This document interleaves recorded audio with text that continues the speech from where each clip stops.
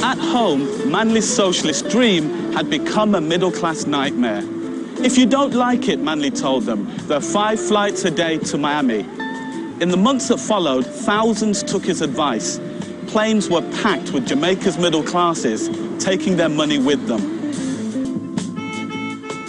Most of these were of the entrepreneurial class. So we had the horrendous picture of the country sliding into 8 years of negative growth, record high inflation, record high unemployment.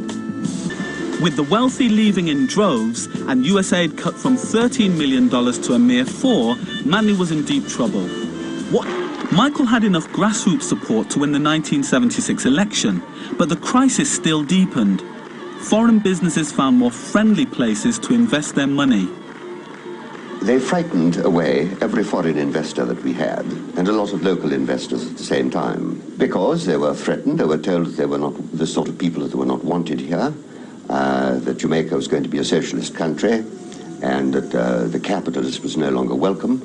America was called a wicked imperialist capitalist nation and exploiter, and the whole ambience of the place was very frightening to any kind of investment. Of greater concern, the urban poor were losing patience. Michael Manley had no choice but to bow to US pressure as his socialist dream of a free, equal, independent Jamaica crumbled before his eyes.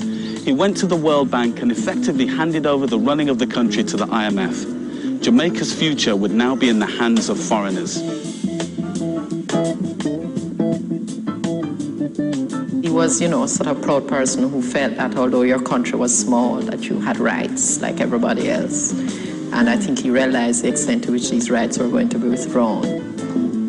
Less than 20 years of independence had brought the island back to financial slavery. The IMF loan of $29 million was not enough and came with strings attached, which put an end to social reforms and led to shortages. We can't get oil, we can't get detergent, we can't get flour, we can't get rice. Well, everything on a whole you can't get. Some crazy reason I chose to have a baby in that 1980 election year. And he was premature. He was in the hospital for about 3 weeks in the intensive care unit at the hospital for premature babies. And I was able to interact with working class mothers on a day-to-day basis. They'd all come, we'd all come to visit the baby and our babies, and we'd talk. And one of the things we talked about was the shortage of foodstuff.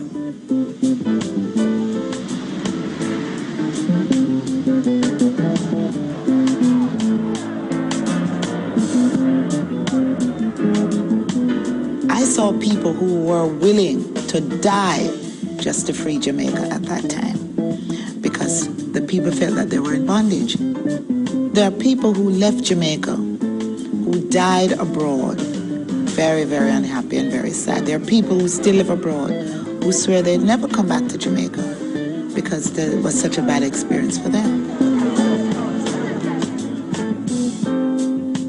It was a downfall. I'm telling you, it was a period where people hated him. They really hated him.